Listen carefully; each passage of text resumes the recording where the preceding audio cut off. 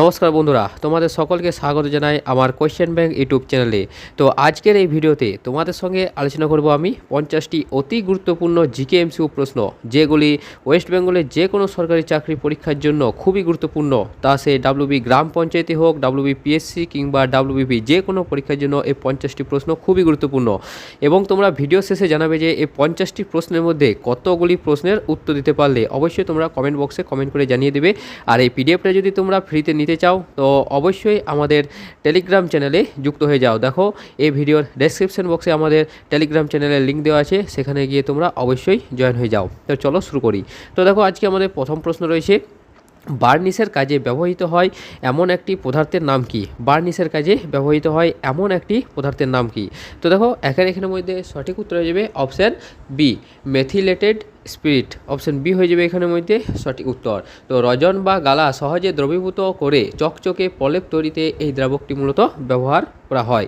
পরবর্তী প্রশ্ন দেখো, মূল্যবান প্রাকৃতিক পাথরগুলির মূল উপাদান কি? মূল্যবান প্রাকৃতিক পাথর অর্থাৎ এখানে রুবি বা নীলকান্তর মতো মূল্যবান প্রাকৃতিক এই রত্ন বা পাথরগুলি রয়েছে, তার প্রধান উপাদান হচ্ছে এখানের মধ্যে অ্যালুমিনিয়াম অক্সাইড। অপশান সি হয়ে যাবে এখানের মধ্যে সঠিক উত্তর, অবশ্যই মনে রাখবে। পরবর্তী দেখো, ফলের রস সংরক্ষণ করতে কোন রাসায়নিক পদার্থটি ব্যবহৃত হয় ফলের রস সংরক্ষণের জন্য? তো দেখো তিনের এখানে সঠিক উত্তর হয়ে যাবে ফলের রস সংরক্ষণের জন্য মূলত সোডিয়াম বেনজোয়েট। অপশান এ হয়ে যাবে এখানের মধ্যে সঠিক উত্তর। তো ক্ষতিকারক ব্যাকটেরিয়া ও ছত্রাকের বৃদ্ধি আটকাতে ফলের রসকে নষ্ট বা পচনের হাত থেকে বাঁচানোর জন্য এই সোডিয়াম বেনজোয়েট ব্যবহৃত হয়। পরবর্তী, সামুদ্রিক আগাছা কোন উপাদানের অত্যন্ত গুরুত্বপূর্ণ উৎস? ক্যালসিয়াম, লোহা, ফসফরাস নাকি আয়োডিন? সামুদ্রিক আগাছা। তো দেখো চারের এখানের মধ্যে সঠিক উত্তর হয়ে যাবে option D, iodine. Option D হয়ে যাবে এখানের মধ্যে সঠিক উত্তর। তো সামুদ্রিক শৈবাল জল থেকে প্রচুর পরিমাণে খনিজ আয়োডিন সরাসরি শোষণ করে জমিয়ে রাখে। পরবর্তী 5 নম্বর প্রশ্নটা দেখো, চলমান গাড়ি আচমকা ব্রেক কষলে ভিতরে বসে থাকা যাত্রীরা সামনের দিকে ঝুঁকে পড়ে কেন? তো দেখো 5-এর এখানে সঠিক উত্তর হয়ে যাবে অপশান বি, গতিজাড্যের কারণে। গতিজাড্যের কারণে এই চলমান গাড়ি আচমকা ব্রেক কষলে ভিতরে যাত্রীরা সামনের দিকে ঝুঁকে পড়ে। পরবর্তী প্রশ্ন দেখো, পরবর্তী প্রশ্ন রয়েছে, ট্যাকোমিটার যন্ত্রের সাহায্যে আসলে কি পরিমাপ করা হয়? ট্যাকোমিটার যন্ত্রের সাহায্যে, খুবই গুরুত্বপূর্ণ প্রশ্ন। তো দেখো ট্যাকোমিটার যন্ত্রের সাহায্যে মূলত ঘূর্ণনের গতিবেগ পরিমাপ করতে কাজে লাগে। অপশান সি হয়ে যাবে এখানের মধ্যে সঠিক উত্তর। মোটরের প্রতি মিনিটে ঘূর্ণন গতি বা আরপিএম মূলত মাপা হয় এই ট্যাকোমিটার যন্ত্রের সাহায্যে। পরবর্তী দেখো, মুখ দেখার কাজে ব্যবহৃত আয়না কি জাতীয় দর্পণ? তো দেখো 7-এর এখানের মধ্যে সঠিক উত্তর হয়ে যাবে সমতল দর্পণ। আমরা যে আয়নায় সাধারণত মুখ দেখি সেই দর্পণটি হচ্ছে সমতল দর্পণ। পরবর্তী প্রশ্ন দেখো, মানবদেহের প্রধান অঙ্গ মস্তিষ্কের পর্দার নাম কি? খুবই গুরুত্বপূর্ণ প্রশ্ন। তো মানবদেহের মস্তিষ্কের আবরণীর নাম হচ্ছে দেখো এখানের মধ্যে মেনিনজেস। অপশান এ হয়ে যাবে এখানের মধ্যে সঠিক উত্তর। তো মস্তিষ্ক ও সুষুম্না কাণ্ডকে বাইরের আঘাত এবং ক্ষতিকর জীবাণুর সংক্রমণ থেকে রক্ষা করে মূলত এই মেনিনজেস পর্দা। নেক্সট প্রশ্ন, বায়ুমণ্ডলের সবচেয়ে শীতলতম স্তরটির নাম কি? খুবই গুরুত্বপূর্ণ প্রশ্ন, অবশ্যই মনে রাখবে। তো 9-এর এখানে সঠিক উত্তর হয়ে যাবে মেসোস্ফিয়ার। অপশান এ হয়ে যাবে এখানের মধ্যে সঠিক উত্তর। তো উচ্চতা বৃদ্ধির সাথে তাপমাত্রা কমে মেসোপজে প্রায় -100 ডিগ্রি সেলসিয়াস পর্যন্ত নেমে যায়, তাই জন্য এই মেসোস্ফিয়ার হচ্ছে সবথেকে শীতলতম স্তর। পরবর্তী প্রশ্ন, আধুনিক স্টিম ইঞ্জিন সর্বপ্রথম কে আবিষ্কার করেন? তো দেখো 10-এর এখানের মধ্যে সঠিক উত্তর হয়ে যাবে option A, James Watt. James Watt আধুনিক স্টিম ইঞ্জিন আবিষ্কার করেন। নেক্সট প্রশ্ন দেখো, ঐতিহাসিক মিত্র মেলা সভাটি কে প্রতিষ্ঠা করেন? খুবই গুরুত্বপূর্ণ প্রশ্ন। তো দেখো মিত্র মেলা এই সভাটি প্রতিষ্ঠা করেন বিনায়ক দামোদর সাভারকার। অপশান বি হয়ে যাবে এখানের মধ্যে সঠিক উত্তর।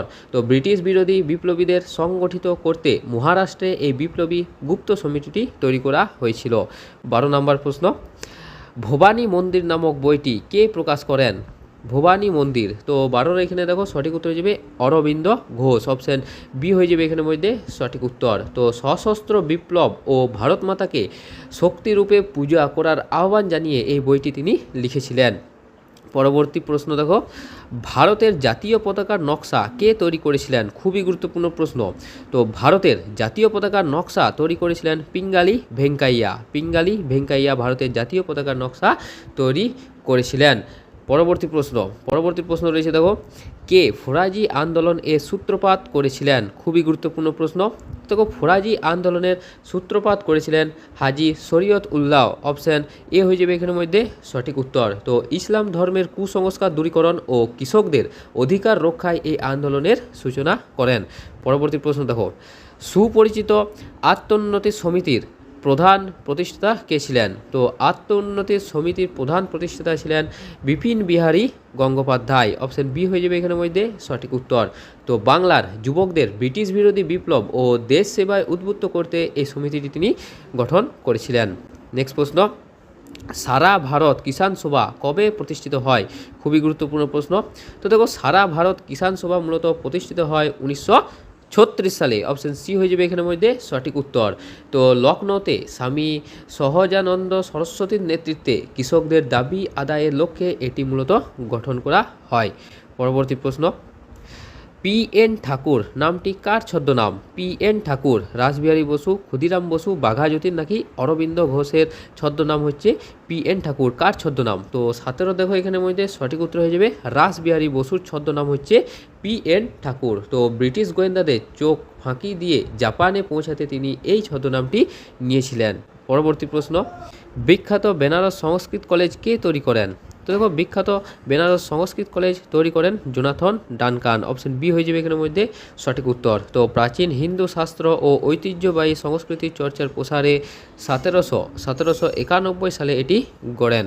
পরবর্তী প্রশ্ন, ভক্তি আন্দোলনের নেতা নামদেব কোন অঞ্চলের লোক ছিলেন? তো দেখো, ভক্তি আন্দোলনের নেতা নামদেব মূলত মহারাষ্ট্রের লোক ছিলেন। অপশন বি হয়ে যাবে এখানের মধ্যে সঠিক উত্তর। পরবর্তী প্রশ্ন, গন্ডফার্নিস কোন বংশের শ্রেষ্ঠ রাজা ছিলেন? গন্ডফার্নিস। তো 20 দেখো এখানে সঠিক উত্তর হয়ে যাবে পল্লব বংশের শ্রেষ্ঠ রাজা ছিলেন। তো দেখো, তিনি ছিলেন ভারতের ইন্দো পার্থিয়ান বা পল্লব রাজবংশের সবচেয়ে পরাক্রমশালী ও উল্লেখযোগ্য শাসক।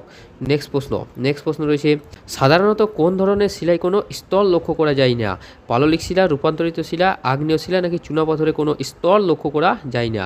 তো এখানে সঠিক উত্তর হয়ে যাবে আগ্নেয় শিলায় কোনো স্তর লক্ষ্য করা যায় না, কেননা উত্তপ্ত গলিত ম্যাগমা বা লাভা সরাসরি ঠান্ডা হয়ে জমাট বাঁধার স্তর তৈরি হয় না। নেক্সট প্রশ্ন রয়েছে, ভূত্বকে মূলত কোন শিলা প্রথম সৃষ্টি হয়? ভূত্বকে। তো 22 দেখো এখানে সঠিক উত্তর যাবে অপশান বি, আগ্নেয় শিলা মূলত সৃষ্টি হয়। তো পৃথিবীর সৃষ্টির শুরুতে লাভা ঠান্ডা হয়ে এটি প্রথম সৃষ্টি হয়, একে প্রাথমিক শিলা বলা হয়ে থাকে। পরবর্তী প্রশ্নটা দেখো, পরবর্তী প্রশ্ন রয়েছে, বায়োগ্যাস বা গোবর গ্যাসের প্রধান উপাদান কি? খুবই গুরুত্বপূর্ণ প্রশ্ন, অবশ্যই মনে রাখবে। তো বায়োগ্যাস বা গোবর গ্যাসের প্রধান উপাদান হচ্ছে মিথেন।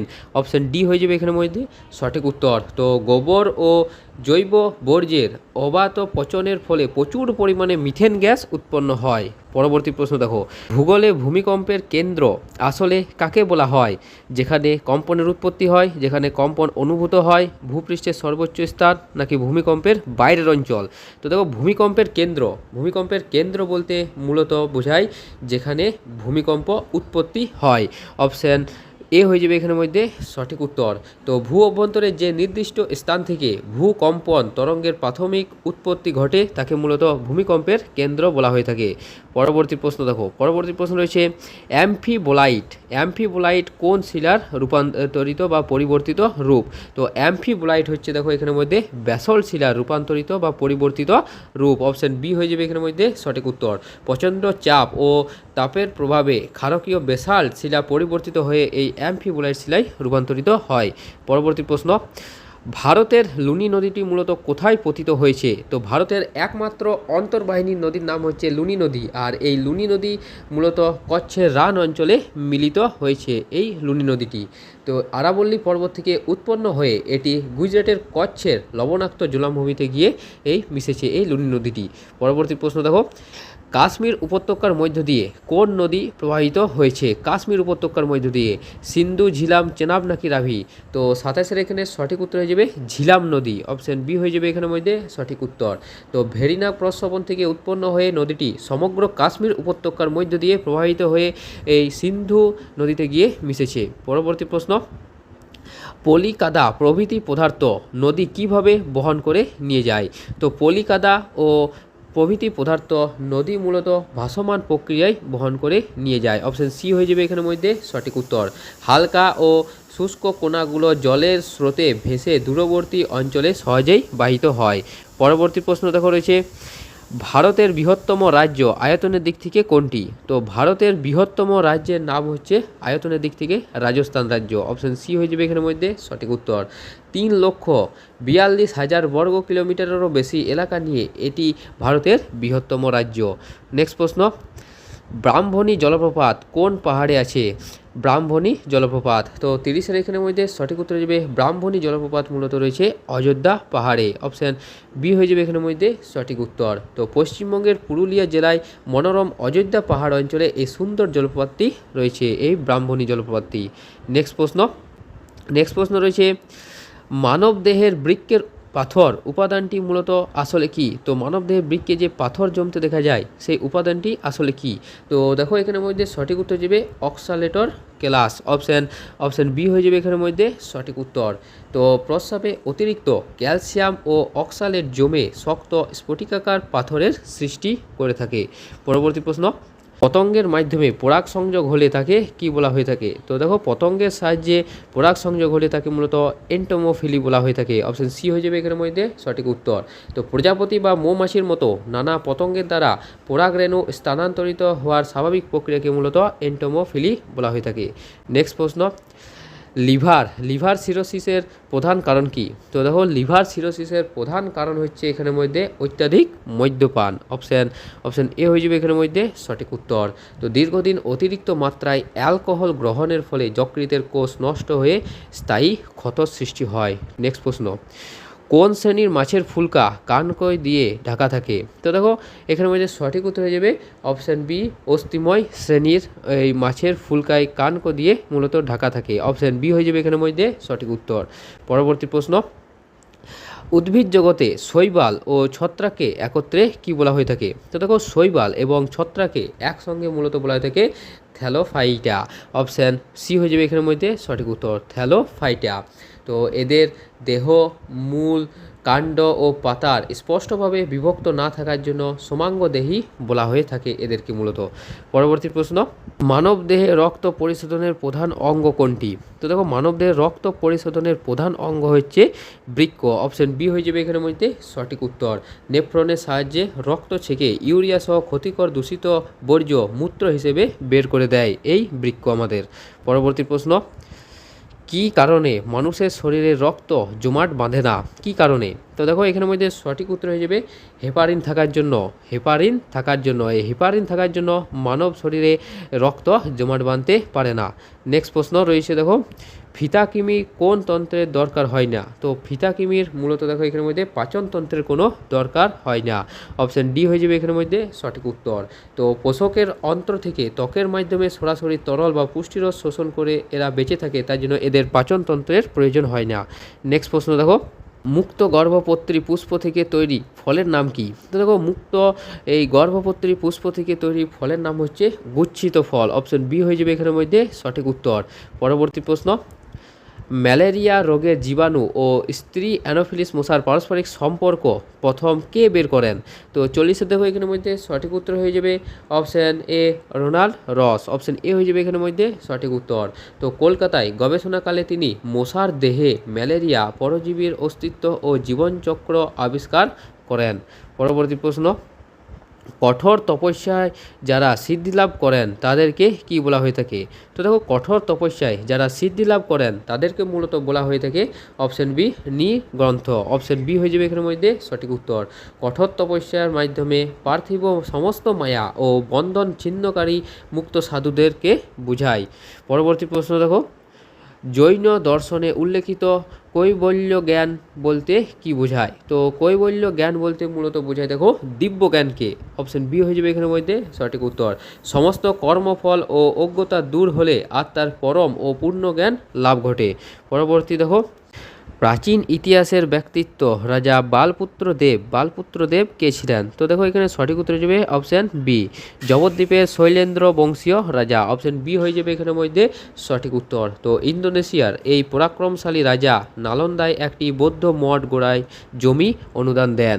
পরবর্তী প্রশ্ন দেখো, ভারতের নেপোলিয়ন নামে কাকে অভিহিত করা হয়? চন্দ্রগুপ্ত মৌর্য, সমুদ্রগুপ্ত, অশোক নাকি হর্ষবর্ধনকে? তো দেখো ভারতের নেপোলিয়ন হিসেবে অভিহিত করা হয় সমুদ্রগুপ্তকে। অপশন বি হয়ে যাবে এখানের মধ্যে সঠিক উত্তর। বিশাল সামরিক বিজয় ও অপরাজয়ের বীরত্বের জন্য ভিনসেন্ট স্মিথ তাকে এই আখ্যা দেন। পরবর্তী প্রশ্ন দেখো, ভারতের সংবিধান মূলত কবে কার্যকর হয়?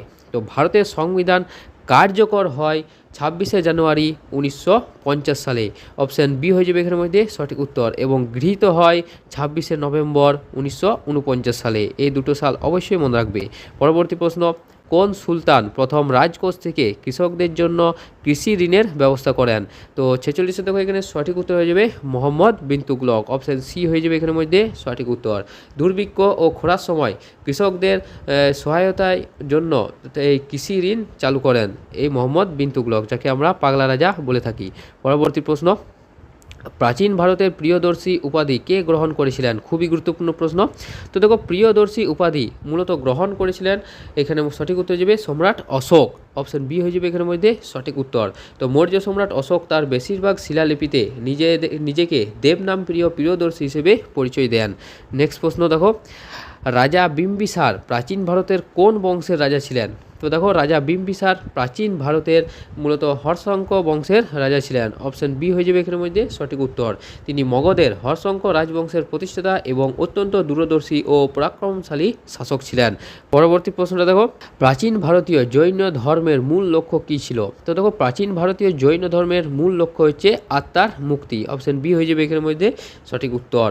পরবর্তী এবং আমাদের শেষ প্রশ্ন দেখো, ঋগ্বৈদিক যুগে কুলপা কাকে বলা হতো? তো দেখো ঋগ্বৈদিক যুগে কুলপা বলা হতো মূলত পরিবারের কর্তাকে। অপশন বি হয়ে যাবে এখানের মধ্যে সঠিক উত্তর। অবশ্যই মনে রাখবে। তো বন্ধুরা এই ছিল আমাদের 50টি অতি গুরুত্বপূর্ণ জিকেএমসিউ প্রশ্ন। 50টির মধ্যে কতগুলি প্রশ্নের উত্তর দিতে পারলে অবশ্যই তোমরা কমেন্ট বক্সে কমেন্ট করে জানাও। আর এই পিডিএফটা যদি উত্তর সহ ফ্রিতে নিতে চাও তো অবশ্যই আমাদের টেলিগ্রাম চ্যানেলে যুক্ত হয়ে যাও। এই ভিডিও ডেসক্রিপশন বক্সে রয়েছে। এবং ভিডিওটা যদি ভালো লেগে থাকে অবশ্যই লাইক করবে এবং চ্যানেলে প্রথম হয়ে থাকলে অবশ্যই সাবস্ক্রাইব করবে। তো দেখা হচ্ছে পরের একটা নতুন ভিডিওতে নতুন প্র্যাকটিস সেট নিয়ে। ধন্যবাদ।